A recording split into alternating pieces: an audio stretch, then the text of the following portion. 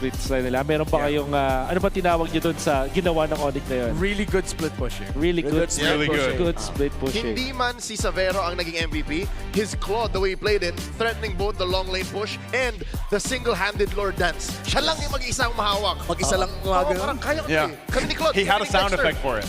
Paano? Tama naman, bala kasi yun eh. Oo, tama naman. Tama naman. It was great though. Ikaw pala yung gumagawa ng mga sound effects na Yeah, yun. always. Ay, gusto mo bigyan ko yung text. Never me. Yes. Ay, Paano yan? 100% Dexter. always Leo. Do you guys know that there's a sound? Wait. The Mystic Gush, yeah. What? There's a sound effect for Yung Mystic Gush, yung Mystic Gush. Mystic Gush, by the way, is the sound effect, is the ultimate of Lord. Wag. If I reveal what the Mystic Gush looks like and sounds like, it ruins the magic. Well, Okay, by the way, here's an update. Playoff watch. If Onyx wins versus Aurora, Twisted qualifies for playoffs. If Aurora wins for Onyx versus Onyx, Falcons upper bracket secured. We also mentioned earlier on that because of this, no one will now be eliminated this week. TNC and the Phoenix Army, they can breathe. because it's not a 2-0. Yeah, It's not a 2-0. It needed to be a 2-0. Tuloy ang laban. tuloy ang laban. Pero nyo, aabot tayo ng week 8 na hindi pa na-eliminate ang ating mga teams. Only rice talaga. Only rice. Pare, pag may chance pa kahit 5% lang yan, kunin nyo. Maganda yon. Tama, maganda talaga yan. You know what's really interesting here is literally para sa Aurora at sa AP Brain, kailangan talaga natin maghintay ng last week, last day, last match. Yep. Because it's Aurora AP Brent. That's right. Aurora Yes, AP, sir. tama. That's the one.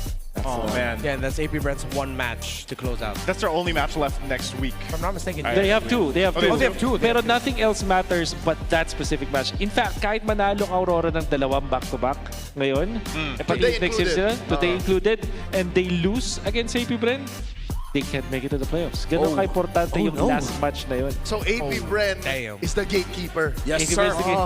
And also the holder of their fate. Ganun katindi. So, para tayo nga naghihintay dito sa isang elimination match. Next group week. stage match. Pero group stage pa lang. Pero group stage pa lang. Wow. And by the way, that is quite literally ang pinakahuling laban Exactly. totoo Yeah. ng season 17. Like, beautiful. Pep. That's beautiful. We're gonna have to split off again. Game 3 is upon us. Goodbye, Filipino. Bye. Bye, We'll see you bye. guys. Okay ka lang Goodbye. burrito. Okay ka lang. Ayos Okay lang? lang ako, ayos lang You ako. good? Alright. Ayos lang. Pagod lang, pagod lang. Hindi na natin naririnig ang ating mga Oo nga kaibigan. eh. Ayan. At totally hindi na natin naririnig ang ating mga kaibigan. Babalik na tayo sa ating regular na programming. Alam mo yun, bakit tayo nagkaroon ng overseas call bigla? Ganun pa Oo nga, napakiramdam no? ng mga OFW, Mga kabayan. ng mga pamilya. Dapat pala kabayan Oy. tawag natin sa kanila. Shout out sa mga kabayan natin dyan na nanonood ng MPL. Napakadaming Pilipinong nakatutok sa MPL Philippines worldwide. Tama. Happy Mother's Day. Happy Mother's Day sa mga OFW din Tama. natin dyan. Ayan. Manlalarong Filipino abroad. Tama, Mafia. ang Mga ating mafia. mafia. Game number 3, Aurora Gaming. Randomized map of Flying Clouds Okay. onto the blue side. What does this say sa upcoming draft natin? Bilis na ito. Pwede ka maging hyper-aggressive dun sa iyong laning matchups para makabalik lang din because of the Flying Clouds. This favors teams na mahilig talaga maging aggressive like what we're seeing mula sa Onyx Philippines. Okay. So this is Let's Coach Zephyr na mukhang masaya siya na nakikita si Savero na maganda ang laro dito sa Pilipinas, especially siyang unang active import natin. Oo nga, no. Alam mo, hindi naman nakakasurpresa kasi even naman yung stint niya sa Onyx Indonesia ay sobrang ganda. Remember, nag-champion sila. Di ba? Nag-champion sila nung mga time na yon. And talagang inaabangan to, no? I mean, marami tayong mga fans, mga Indonesian fans ngayon na nakatutok din sa MPL Philippines dahil nga dito kay Savero. And ito na, the final game of Week 7. Burrito, Wolf, MPL Philippines, lahat na nakatutok ngayon sa serye na to sa ating international rivalry.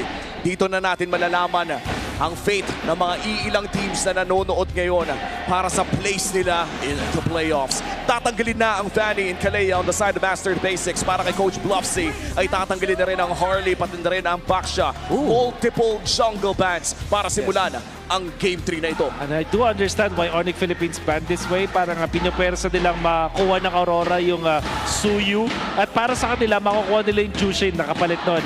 But I feel like kung ganun yung magiging configuration ng draft, ang Onyx baka hindi na sila mag-Zushin Khalid. It could be Zushin and Claude instead. In terms of Claude, parang Claude wins games din no? Now that you mentioned it, bigla ako naisip, paano kung sabihin ng Aurora na, sige, sa inyo na yung Suyu, sa amin na yung Claude. That could be up a line here. para sa Aurora. Oo, and so far kasi nakita natin Game 1, Claude. Nasa kamay ng Aurora, gumana. Oo. And now Game 2, Onyx Philippines. Kailangan ko nang tanggalin sa utak ko to, pare. Ano yan? Butas ng karayom yung kailangan ng TNC Pro Team. Ito yung unang butas. Oo nga pala. What? That is insane. That is it. Kinailangan nila yung 1-1 na to. Pero sige, balik na tayo dito. Balik na tayo. Balik na tayo. Ang Back to cool the lang. topic. Ang cool lang kasi ng season na That to. happened last season as well para sa Falcons TNC. It's not over yet, so we'll see. Van Marcel, if you're Onyx Philippines in this scenario, or Marcel is the best na bandita para sa Onyx. Oh, wow. Zushin. Sila ang magtatanggal ng Zushin. Aurora Gaming. All the more on Aurora will first pick the Claude. Let's see if it's going to be a first pick Claude para sa side ng Aurora Oh. Gaming. Suyu or Claude lang to, pero parang may kakaiba nararamdaman. Claude first pick to para sa Aurora. May ano kasi, may something eh. May something. May something. Claude, pre. Minsan talaga may mga ganun eh. Hindi mo na kailangan masyado ng sobrang daming lohika. Oo, feels lang, no? Parang papakiramdaman mo lang. Pero tama, hindi natin pwede alisin yung ideya dito na Suyo. may Suyo May pa, Suyo. may Marcel. There's the Ayan Claude na! nga. Ayan na nga. Ayan na! So Phobius, will Onyx give the Phobius para sa Aurora o kunin nila yung Suyu plus Phobius dito sa lineup na to?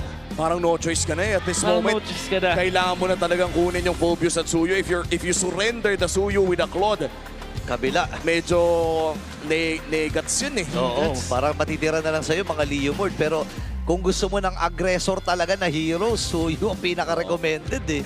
Pinaka-oppressive. Oo, pinaka-oppressive. Na kapag nakalamang, alam mong lamang. Oo. Pag level 3 pre, kaya nang pumalag, mga ganon, di ba? Uy, nakakamiss tuloy si Julian. Oy, Julian, dati level 3, enhanced skills, Level di ba? 3, may ulti na. Ayan na. Ayan na. Suyo for Suyo. King Kong.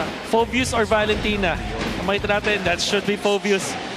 Aurora, will they pick up the Valentina this time or Eve and Khalid na lang yung kukunin nila for themselves? How does Valentina Sora first rotation look like right now?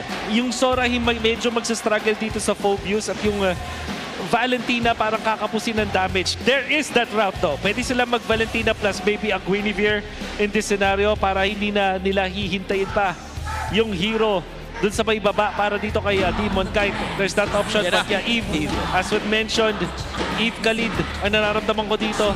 Or Ay! Eve Fredrin. And then they're gonna go for the Fredrin instead. A tank jungler para kay DK. And last pick here para sa Onyx Philippines first space. Harit is available. Pero pwede ka kasing mag-Moscow na dito sa mga parts na parang hindi ka na maabutan. Mas maganda na yung split mo. Pero di ba kailangan nila ng pangtunaw para dito sa Fredrin? There is the Farsa option para sa kanila. At siguro yung Zep yan, pwede rin nila i-consider dito. Pero pag tunaw sa Fredrin, typically Lilia ka nila pipiliin. Like I said, Harith, kailangan nila yon dito sa linya na to. Definitely kailangan nila ng pagtunaw sa Fredrin pero baka kunin pa nila yan dun sa baba, dun sa kanilang mid lane choices. Oo, marami-rami pa namang kayang tumunaw sa isang Fredrin. I think the Kimi could be a potential choice as well. At Gord, na ilang beses na rin natin nakita. But now that Aurora Gaming is already holding a tank jungle, may hawak na silang Pop Ronta, pwede tayong mag-expect ng hero na bumabawas mula kay Edward na matagal na natin hindi nakikita. Mga Bene, ganon. Bene, Tamus. Tamus. Nakaraan, nakita natin. Pero naka-util siya nun eh. Puro defensive. Kailangan nila dahil kung kailangan nila ng damage tapos ang katapat nila is sa Phobius, baka Hilda yung mag-option sa kanila. And of course, yung Lapu-Lapu na isa rin naman sa mga dependable heroes ni Edward. Oo, yan na. Nagtatanggal na sila ng mga damage XP laners. Alam nilang kailangan ng side ng Aurora Gaming ng damage muna sa side lane. Potentially, pwede rin natatanggalin yung Hilda. Oo, Hilda. May mga Yuzong pa nga ako na naiisip dito eh. Kung sakali eh, no? I just hope it's not Dairoth. Mas pipiliin ko pa yung Tamus kaysa sa Dairoth, but that makes sense too. At syempre yung Alice na may combo kasi dito sa isang Eve. So pwede mag-Alice Gatot last 2 picks yung Aurora kung sakali. I just have to say, the energy Grabe. in MPL Arena right now is insane. Punong-puno ang Victoria Sports Tower this Sunday night para sa isa sa mga pinakamalupit na international rivalry in MPL Philippines. At kitang-kita yung excitement mula sa MPL PH Superfans. Khalid ang tatanggalin. Kasabayan na rin ng Shanghai Los on the side of Onyx Philippines. Last ban para sa Aurora. Naghahanap ng roamer at mid ang side ng Onyx. Gatot Kacha, siguro. Ang ganda ng synergy kasi noon para sa Aurora Gaming, kung iisipin mo. Pwedeng alisin. Alice Gatot talaga yung Alice nandun. Gatot. Pero para sa Aurora, pwede naman din yung Gatot Kacha is just a Brusco hero eh. Oo, Parang Galea, are they willing to take the show? Di naman sila problemado sa isang show kung sakali. At laging tatandaan kapag may light, merong Grok in the equation. So pwede rin yan. So yung magiging ba dito is going to be the Valentina. I feel like yung Gord pa rin ang pipili dito ng Onyx. Kung sakali man, they can also go for the Zetian na isang isa rin naman sa mga nagiging choice dito para kay Super Fins. At kapag ang katapat nila is isang Fredrin, napapalilya din sila paminsan-minsan. However, I don't like the fate of La Lilia against Claude tsaka isang Eve. So medyo delikado. So I think Gord and Denzet yan ang mga options dito para sa Onyx. Kahit pa may dance shoes ang isang Lilia, Black shoes, black shoes. mahirap pa rin talagang sumayaw sa loob ng real world manipulation eh. Yun pala yun. Alam ko naman ng bracket. Oo nga. Sorry na. Pero yun nga, Gord pa rin. Grok Alice or Gatot Alice. Ano ang pipiliin dito ng Aurora?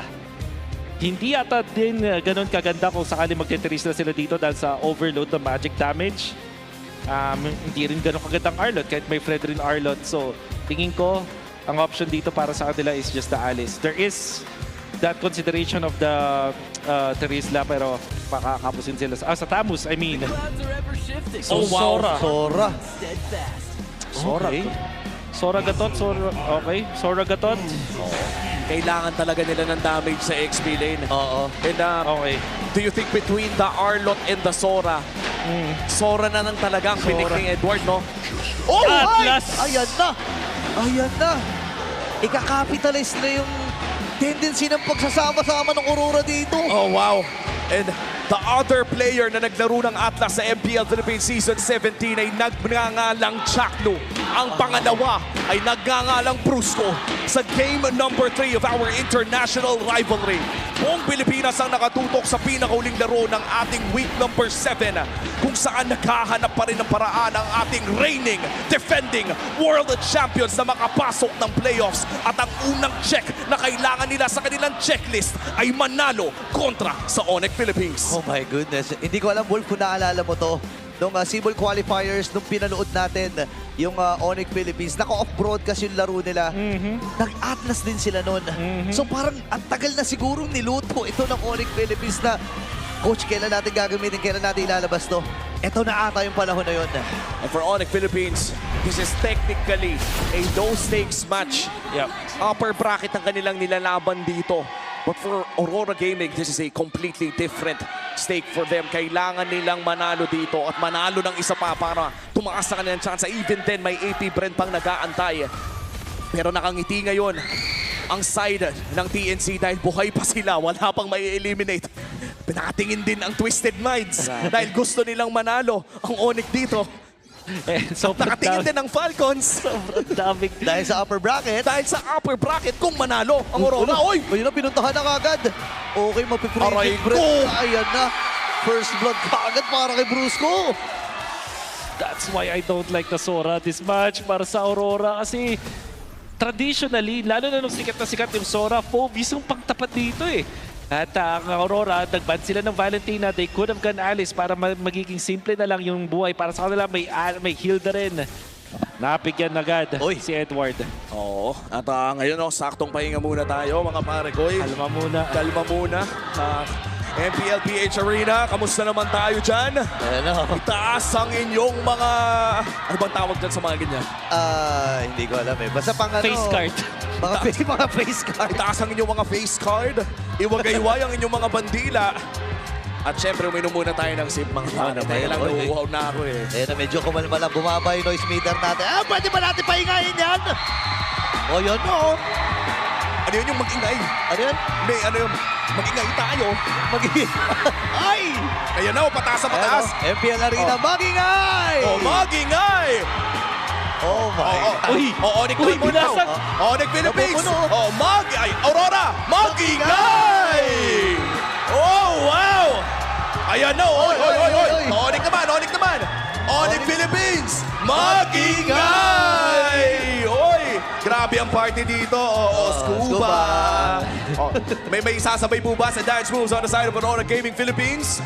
Grabe yan. Ako naman ako. Chill lang muna, chill lang. Mayroon pa tayong laro na kailangan panoorin. Kailangan nilang mag-reserve ng kanilang mga ingay para pasagin ang ating noise meter. Oo, feeling ko sa playoffs pa mababasag yung noise meter. Oo, pero taas ako, aamin na ako kapag may mga drums, hindi ko na halos naririnig yung sarili ko eh. Ayan na, babalik na tayo. Bang! Welcome back to game number 3. At kanina-nina lamang ay nakita na natin ay first blood na punta sa kamay ng Onyx Philippines. At mukhang ang dominating laning phase ni Doming dito ay naa-assert niya against Savero. Oo, nahihirapan si Savero doon ha. Ito naman yung kinagandahan para sa Aurora. Sobrang independent ni Doming. Hindi niya kailangan ng dalaw eh. So ang goal lang niya, sige guys, hayaan niyo muna, palamangin natin yung ibang lane. Ako na bahala kay Savero. And there was a time nung game number 1 na napauwi itong si Savero on this Oo. Saharit. So that's really scary now if you think about for Onyx, but at least yung XP nila lamang. Yan na. Ay, binigyan. Tingnan natin, Demon Knight, Code. pero masyado talaga makunat. Siguro ito lang yung downside ng isang Atlas. No? Hindi siya kasi kagaya ng mga makukunat na mga roams, no? Kagaya ng ibang mga traditional eh. Hindi katulad ni Khalid na kapag pumitik yung Kill lang. Desert Scimitar, ang sakit eh. At this time, yung lagkit lang yung kapuhunan ng isang ni Brusco. And to be fair, dahil dun sa lamang na nakuha ng Onyx dun sa XP lane, pwede nga silang gawin to! Aray ko Bigyan po! ako agad! Ikalawang dead para dito kay Edward. Isa to sa mga bibihirang pagkakataon na nakikita natin si Edward na nag-struggle. Pero ngayon ay mabibigyan itong si Bruce. Nakabawi naman si DK. Pero nagtatalo na rin si Kirk. Tatama yung Dark Wave. Pero ligtas muna ang ilang miyembro ng Aurora. Net positive para sa Aurora. Nakawa na ng Turtle and then na-kill. And then ngayon nakapag-double lane pa itong ating Claude. Oh, yun din kasi talaga yung nagpapalakas sa Aurora. Kung babalikan natin yung Game 1 performance ng side ng Aurora, every time na nakakabalik si Doming kahit ng napakabilis doon sa double lane or double doming na nakikita natin during their M-Series run, ay doon talaga sila nakakalamangan. Right now, then even po ang ating ball game. At si Brusco ngayon, nahahanap na rin niya si Demon kahit ang tanong ba ay bibigyan! Ayan na, nahuli na kakagad. Kasabay pa nga nung Mystic Guards. Nakapatay na kagad dito ang Aurora at ang Onyx. At si DK kagad ang kanilang binigyan. Aray, Tumama basta na naman yung mga pa-bounce dito ni Super Friends. Pero sa kabilang panig naman, nanalo sa 1v1 si Edward. Nakabawi siya ng isang kill against Kirk. Crucial yun. Oh, crucial yun. Actually, sobrang ganda nun para kay Edward kasi siya, parang semi-shutdown na siya tapos nakapag-farm pa siya, nakuha siya ng XP grab. He's now back. Since it's a solo kill, makukuha niya yung magandang XP na turn out dun sa top lane na yun. And this will make the second turtle doable para kay Edward. At parang nalabas lahat ng gigil sa ganong klaseng solo kill. Hindi Oo. na natin nakita yung may kruhan na naganap doon. Lamang na ng isang level o kalahating level dito si Edward kumpara kay Kirk. Yep. At mukhang nag-aantay na rin ang Onyx ng susunod na team fight. Lamang din siya ng gold ng konting-konti pero it matters so much dun sa magandang matchup na yun. Every time na nakakalamang ka ng gold dun sa matchup na dapat lugi ka, that's always good news for you. Oh, and dito na rin talaga papasok yung experience dito ni Mr. Consistent Edward na ngayon ay naghahanap ng paraan na makabalik sa larong ito, and I believe with this War Axe ay nahanap na niya yung paraan na yon, at saktong-sakto pa sa upcoming turtle fight natin ay may hawak ng malaking item dito si Edward at sisimulan na ata ng Aurora ang turtle take na ito. Sila ang hahawak ng Pixel Brush pero may karapatan si Brusco na agawin ito. Oo, Brusco, aabante na. May threat pa rin ng perfect match. Demon Kite, pupuntahan na dito itong si Brusco. Tinatry niyang bawasan ng paundi-unti. Nagsasama-sama ang Aurora. Pagkakataon natin ni Brusco, masyado malayo ang mga miyembro ng Onyx Philippines. Ibibigay ata nila itong pagong na ito. Oh, Pero, Brusco! oh my Uy! goodness! Walang tinamaan yung Fatal Links. Nakaiwas ng mahusay ang Aurora. Walang napala ang Onyx doon. Pero mukhang makakakuha naman ng trade ng Bahagya doon sa may bandang ibaba. Lato ang kukunin ng Onyx Philippines at ito na naman tayo sa mga dakilang kapatyalista ng Onyx Philippines. Unfortunately para sa akin dito sa Onyx, yung lugi nilang... Oops. Okay. Kaya ba? Tudong niyo pa sa bahay. Oh my gosh. Okay. Nagkakamanli na ang mga miyembro dito ng Onyx. Kanina si Brusco yung flicker niya. Ngayon si Kirk naman. Not gonna be able to pull that off. Tapos si DK makakuha ng purple buff because of that. And despite yung nakita natin na nakapag-push dito si Xavier dun sa may bottom lane for some plating, hindi actually positive yun para sa Onyx kasi nakakapag-double lane na naman itong si Doming. Kahit yung sistema nila, every time na may turtle fight, nakakapag-double lane. Uy, wait lang, ha? Okay, si Light ay mabibigyan na rin nila. Nagamit yung Revitalize.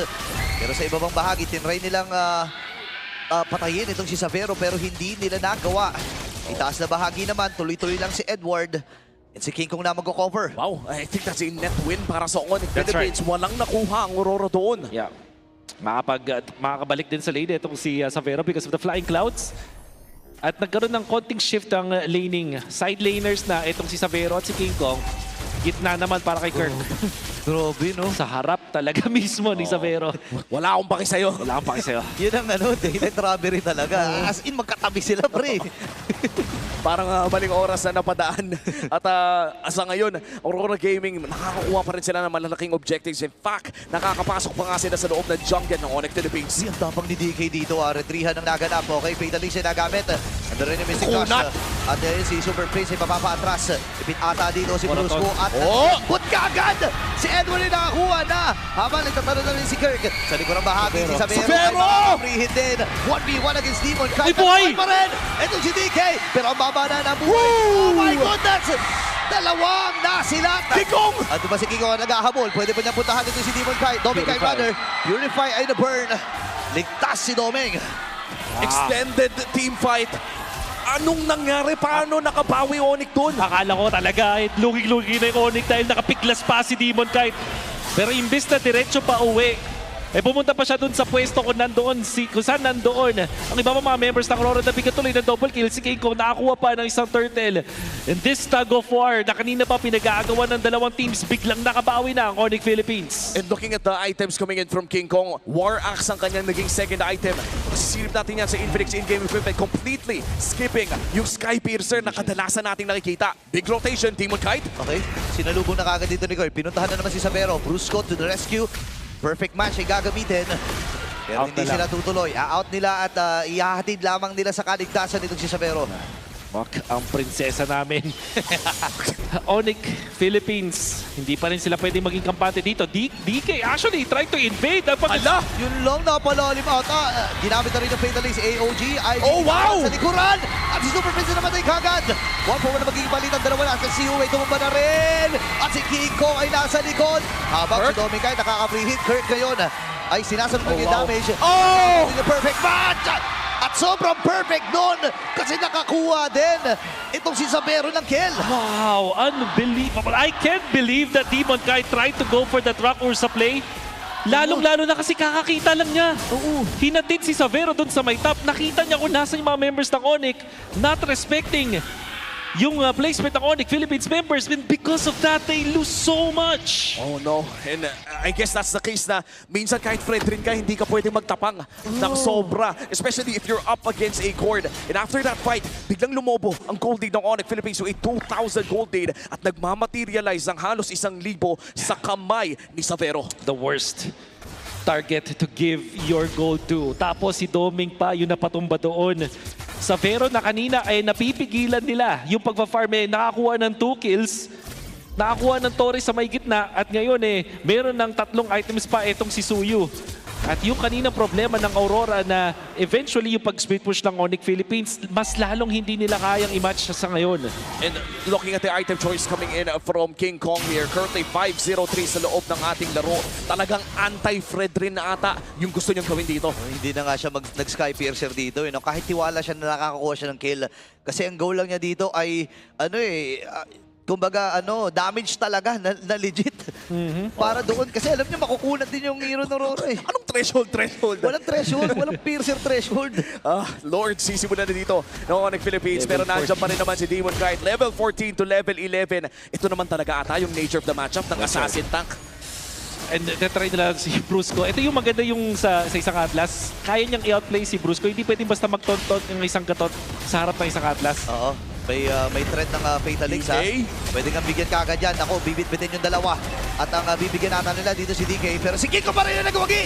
Isasakripisyo na lang si Bruce. Tatakas muna ang mga nagtitirang miyembro ng Onyx. Mamamatay din si Kirk. Si Light ay nasa harapan.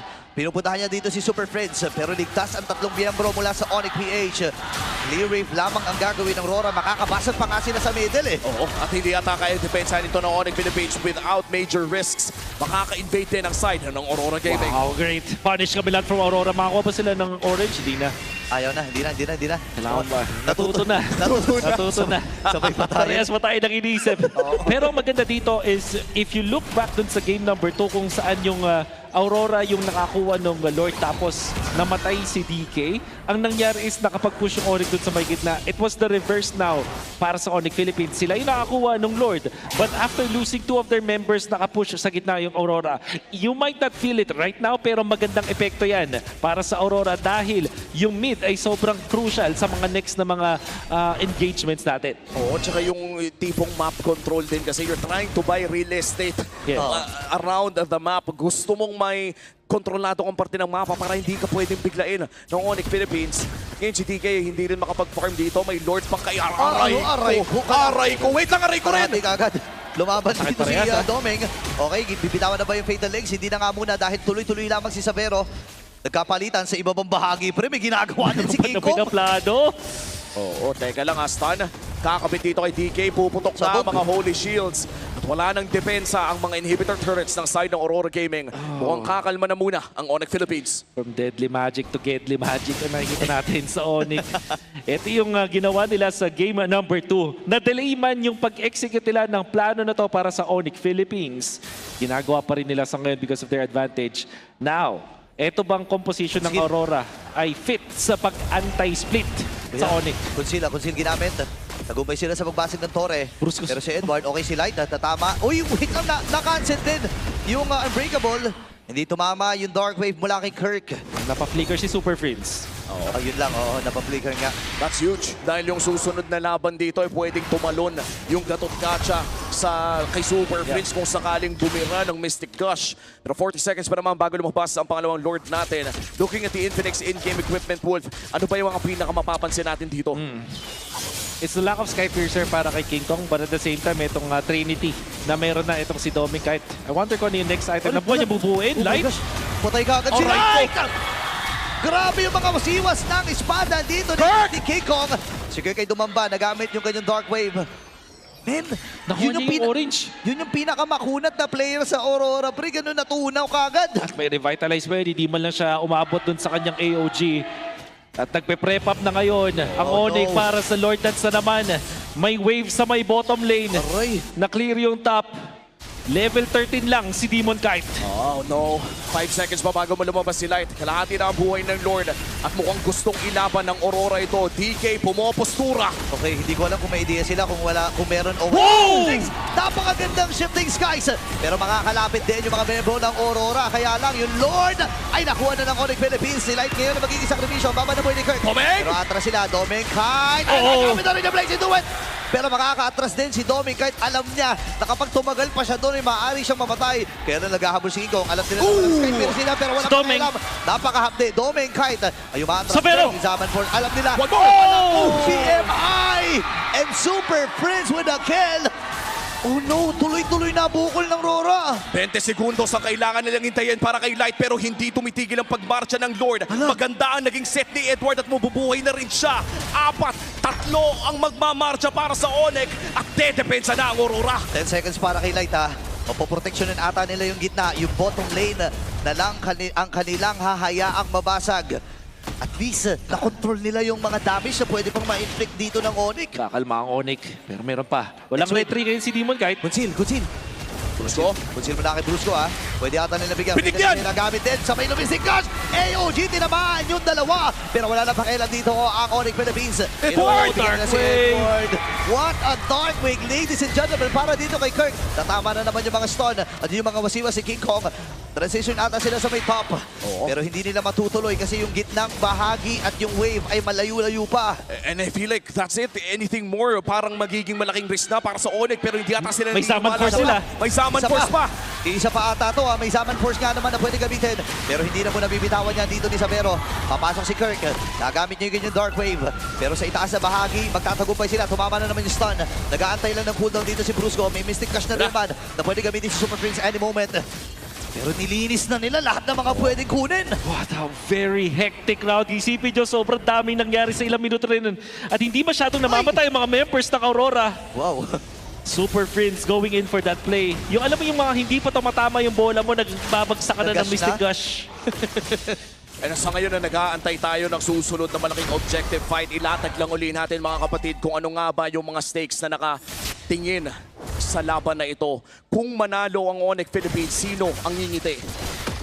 Twisted Ang Minds. masaya. Twisted. Sobrang saya na Twisted Minds dahil yung mga kuya nila, nung 9 lives pa sila, ay binigyan sila ng playoff ticket na kahit pauwi pa lang sila dito at walang naghihintay na lang makarating sa bootcamp nila, biglang qualified na sila sa playoffs. At hindi pa at madedenay din yung upper bracket ng That's Team right. Falcons. Yeah, for now. For now. And for Aurora, kung sila naman ang manalo dito sa game number 3, ay upper bracket na ang Team Falcons. Upper bracket Team Falcons at ligtas pa naman ang TNC.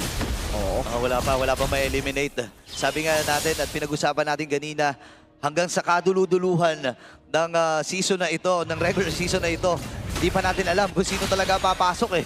At sa kadulutuluhan ng laban na ito, ilalabas na rin ang pangatlong Lord. And at this moment, Onyx Philippines ang may pinakamalaking karapatan na kunin ito dahil kalbo ang base ng Aurora. The pressure is on para sa Northern Lights na sumubok na lumaban sa maliit na oras na meron sila. Ang hirap makipag 5v5 dito ah. Nasa likod si Brusco. Nag-aantay lang siya ng pagkakataon. May conceal naman din siya. Best scenario for Onyx is mariset tong Lord na to dahil lalamang yung top nila. Oo nga eh. Okay, let's see. DK prevents that. Hinawakan ni DK, kalahati na boy, AOG! Naku, isasakripisyo na nila ang kanyang sarili. Nagamit yung kanyang Revitalize pero pinti na! Kaya lang yung Sigma Jungler ang nagwagi. Mamamatay itong si Sabero. Ngayon naman si Kirk. Talagang tuloy-tuloy. Oh! Ipeta ang mga miyembro dito ng Aurora. Pero nakakatalo pa ito si Kirk. Habang si Bruce napakababa na ng HP. Si Kiko nagwawala na. Actually, Base, pwede na nga base. siya dumiretso sa gitna. Pwede na dumiretso dito si Kiko. Habang hindi pinapauwi ni Super Prince itong si Edward. Itutuloy na ata ni Kiko ang naunlok na pagsugod. Onyx Philippines takes the win. At dahil sa international rivalry, na once again Onyx ang nakalamang, pasok ang Twisted Minds sa playoffs. It took a lot of magic for this reverse sweep. Solidong pagkontrol ng mapa mula sa Onyx. Dito sa game number 3, dinelay nila ng kaunti pero yung pag-punish nila ng tuloy-tuloy sa pwestuhan ng Aurora ang nagbigay sa kanila ng advantage. In the end, it was the split push segue para talunin ang Aurora. At hindi pa tapos ang kwento para sa Aurora Gaming. Bagamat natalo ang Aurora Gaming kontra sa Onyx Philippines in this international rivalry, ay magpapatuloy pa rin ang kanilang istorya. Nakasalalay ang kanilang fate towards playoffs sa huling laban ng regular season 17. Ang kanilang laban kontra AP Bren. Ben, palakpakan pa rin natin. Nakita natin, Burrito, Wobby, gising ang Aurora. Game number 1, sobrang one-sided. They were so in control. Game number 2, sabihin na natin may pinrepair ang Onyx Philippines sa kanila. Game number 3, it looks like they were prepared for it. They were winning the team fights. Nakakabawi si Edward. But in the end, honestly, it took just one misplay mula sa Aurora. Nung pinwersa nila, yung Rock Ursa, denive nila doon si Super Prince. Nagmukhang maganda sana yung plano pero doon pa sila na-punish. At yun talaga yung nakakalungkot mo. May mga isang move, isang desisyon na pwedeng magpabago ng mga ganitong klaseng match para sa parehas na kupunan. This was a very excellent show of MLBB. And I have to say, kahit natalo ang Aurora Gaming dito, I liked what I see. Yeah, I agree. Ganda. I agree. Kumbaga bumalik yung momentum na nawala sa kanila ng mga nakaraang weeks, no? Pero again, yung decision making sa mga final moments gaya nito, dito susubukan talaga eh. Sa ngayon ay aalamin muna natin ang saloobin ng nanalo sa laban na ito. Onyx Philippines, i-welcome na natin sila sa ating stage. An international rivalry to end our Week 7, and Onyx Philippines came out on top.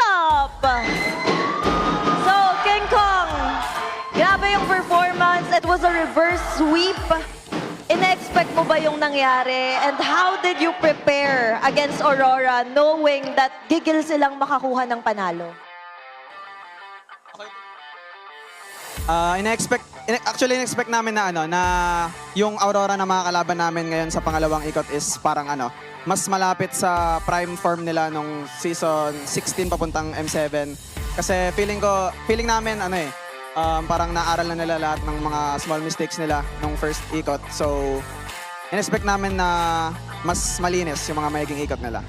Well, Thea, may ginawa din doon si King Kong in that Game 3. Isang highlight na talaga nagpapanalo sa kanila. Let's take a look at the screen. King Kong, i-describe mo sa amin what was going on through your comms with your teammates.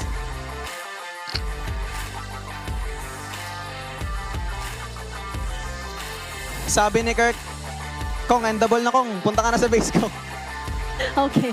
Si Kirk pala ang nag-call nun. Hindi ba kayo kinabahan during those times na si Coach Bluff? Si Brusco po kinabahan nung na-burst si Sabero. Ah, okay. Doon ka kinabahan. Mamaya pag-uusapan natin yan. Habang hindi kayo nagkakasundo, meron naman akong tanong for Super Friends. Kakaiba yung forma mo nung Game 1. Grabe. And then you went with the gourd pick na nahirapan talaga yung Aurora. Ngayon, what is the plan coming forward to the next games? Si Coach Bluff po kasi nag-RG na ka-gold. Nag-RG na nag-suggest ng gold. Parang sobrang inspired kayo ni Coach Bluff ngayon. Coach Bluff, ikaw ngayon ang napipili ng Onyx Philippines na humarap dito. Bakit daw napili niyo yung gourd? Kasi po parang 12 games gold po siya sa scrim Sa Tide Sage, opo. So, nag-enjoy kayo dun sa mga ginagawa nyo? Oo. Nag-spam gold po si Prince Ah, okay. So, doon nakita yung strength nyo. At alam nyo, napag-usapan na rin naman natin yung mga picks sa draft. Ngayon, may itatanong din ako kay Brusco. Brusco, you picked Atlas in Game 3 na nakita din natin ay ginamit ni Chaknu sa TNC versus Aurora. And Atlas won again. Kaninong call ba yon? Nakunin nyo yung Atlas sa Game 3? Ginagamit ko na po talaga sa scrim matagal na. Kahit nung before pa mag-start yung season. Parang tinatansya ko muna kung pasok sa lineup namin. So what was the deciding factor na eto, time na ni Atlas na lumabas para sa atin? Nung nakita ko siguro yung Eve tsaka Fredrin. Kasi wala silang dash Ay, yung Eve walang dash, yung Fredrin kaya akong kapitan.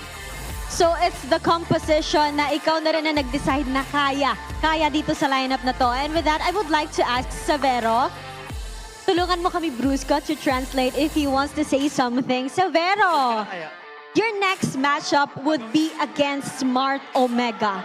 And you'll be facing the self-proclaimed best gold laner in the Philippines, which is Netski. What do you say about that? Eng Kanetsky. Sorry, galing sa kanya yun. Hindi na kailangan i-translate, Hindi na Odin. kailangan. Alam na natin na sasabihin niya. And after that, you will then face TLPH, which is the Golden Rivalry. What's your message for Teddy as the gold laner? Good luck. Good luck. Magkaiba yung take niya dun sa dalawang gold laners. And you know, Odin, ang gandang regalo for Mother's Day nitong panalo ng Onyx Philippines. And meron pang isang sorpresa ngayon kasi magbibigay ng flowers si Coach sa kanyang fiancé. Oh. Coach, you may now approach her, the beautiful lady. Ang gandang regalo. Isang panalo and isang bouquet of flowers, Odin. Sealed with a kiss sa cheeks. Kaya naman, again, happy Mother's Day to all the mothers out there. Coach Bluff, parang nag-blush kami dito. Congratulations to Onyx Philippines. At sino nga ba ang match MVP? Sino sa tingin nyo ang match MVP?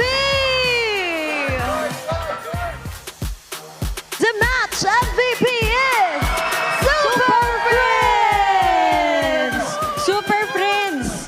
Tama ang hula nila na ikaw ang MVP. Kanina nakikita namin kayo after game 2, medyo parang nag-discuss pa kayo bago mag-game 3? Ano ba yung pinag-usapan nyo bago mag-game 3? Siguro yung yung early game lang siguro namin. Kasi nung game 1 parang hindi maganda early game. So para pagandahin, nag-gourd ka na. And with that, ano masasabi mo sa supporters ng Onyx Philippines? Masabi ko sa supporters ng Onyx, thank you and see you next week. Ciao, diba? And once again, congratulations to Onyx Philippines! You may now take a bow and your victory walk. Congratulations once again, Onyx Philippines. The Super Family did it again in the international rivalry, taking us to Game 3 and getting a reverse sweep. And what a match to end our Week 7. Ibang klaseng level of plays yung nakita natin at mapag-usapan pa natin yan pagbalik natin sa ating casters. Maraming salamat sa ating mga hosts. Nagbabalik tayo dito sa ating casting desk matapos ang napakainit na bakbakan na yon. Perhaps one of the best endings in best series so far sa ating liga. Of course, Game 3 MVP, walang iba kundi si King Kong. A perfect game on his Suyu. 0 deaths at napakataas din ang kanyang KP. Great itemization as well. Going in for the Blade of Despair sa dulo. But commendable din naman ang mga ginagawa ng Aurora. Lalo na kasi nilalaro nila yung composition nila as it should be, na lagi silang forward. In fact, masasabi natin na up until the 8-minute mark, parang sila yung nangunguna. Lalo na nakapigla sila. Savero, hindi napatay itong si DK. Kaso parang napasama pa kasi nabigay pa kay King Kong yung 2 kills. So talaga nag-snowball at mahabol pa nila si Demon Kite eventually. This is the punish that we were talking about. Nandun din naman yung idea ng AOG into the ultimate ng Real World Manipulation, pero si Savero na-counter lang si Yue. And then, of course, si Edward nag-dive dun sa Baitore, so low na rin siya, has to get out. And then Brusco finds Demon Kite. Doming Kite, I mean, at sobrang crucial din ng mga moments na yun. Makita natin si King Kong na makakuha din ng mga importanteng kills at kinailangan na nila Doming mag-back out. However, not enough kasi dalawa yung nakabang sa kanilang mage doon. And this was a discombobulated fight. Light trying his best na mang-zone out doon at malapit din naman na. I think the right decision niya para sa Aurora. It's just that hindi sila nanalo sa Retribution at prepared din naman yung Onyx. Lalong-lalo na dahil napatay ni Edward etong si Savero. Parang nandun yung idea eh. Yun nga lang, dahil hindi na punta sa kanila yung Lord, naka-prep up na rin yung split push. Nalugi na sila dahil sa map macro ng Onyx. And I think that's the common denominator towards the games na nanalo ang Onyx Philippines dito. Talagang map dominance and yung lane management din na pinakita nila for the past few games. 17 minutes ang ating official timer para dito sa ating game number 3 kung saan pumiglas pa nga ang Onyx Philippines sa early to the mid game sa naging magandang performance ng Aurora Gaming. And of course, we're talking about the world champions here. Hindi pa sila tanggal at hindi pa sila eliminated. I'd have to reiterate once again na naging maganda ang pinakita nila sa serye na ito bagamat nagkaroon ng mga crucial errors dito sa game number 3 kung saan nakakuha ng napakaraming bagay ang side ng Onyx Philippines. And looking at our item progression mga pare ko, ang ganda lang talaga na talagang para sa isa't isa yung mga items na nakita natin dito. At napakaga din nakuha ni Super Prince yung kanyang glowing one dito. At hindi natin masyadong napapansin, pero yung mid lane duo ng Onyx Philippines, hindi sila yung pinaka-explosive na talagang natadarag nila yung katapat nila. But if you look at it in a way na parang steady, nakakapag-farm naman sila, nakakabot nila yung proper timings, like a 3-minute 40-second paggamit ng kanyang glowing one, which allowed them na matunaw kahit itong si Edward at pati na rin si Light. Tapos, parang halos untouched din itong si Super Prince. Imagine ang kanyang mga katapat, it's Gatot Kacha and as well as the Sora. So in a way, talaga namang maka-counter yung Cord. Pag nag-activate siya ng Mystic Gush, pwede siyang ma-dive. Pero pang ang Claude na pwedeng sugurin siya dun sa may sa likuran. But Super Prince actually played this so well. At commendable din naman na, alam mo yung interesting, yung Cord sinabi natin na kailangan siyang iban ng side ng Aurora pero hindi. At yun, doon sila nag-suffer afterwards. At grabe naman kasi talaga yung damage na binibigay ni Super Friends. And parang sleeper MVP pa nga at that point dito sa game number 3 natin. Pero syempre, bago tayo pumunta sa mga susunod pa nating kaganapan, pumunta muna tayo sa Infinix Mic Check. Pumalo na gatot, pumalo na rin. Iba, pre, May taunt pa. Walang palo, walang palo. Kaya ka, pre. Korek. Nasa wisip itong pre. Patay, boy. Fred, boy. Clean up. Walang BMI. Ano nangarap, Prince? Makati na si Clayton. Bala. Okay na, friends. If Gato Torsora target you, I can Touchdown. sablay. Wala, sablay. Ready to niya. Tayo. Pag lumapit, basa lang. 1, 2, 3. Go nga. Harap. I-spread lang. Spread. Flicker Sora. Harapan pre, hinapan ko. Harapan ko pre. I-spread lang, mamatay na yung pre. Tumalot pa. Harapan, pre, ito. Depan. Just Fury. Patay.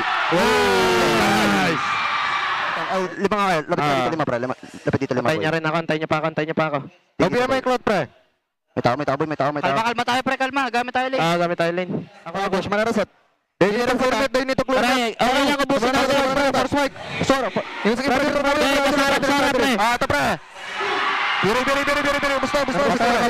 Patay ako. Tara, King. Sa akin, King. Gusto na yung bakal ko. Flicker. Ito, King, naka-Fury lang. Yo, para sa Prince. Balik ako sa Ib. Nice, pre. Sa likod. Tapos na. Go in.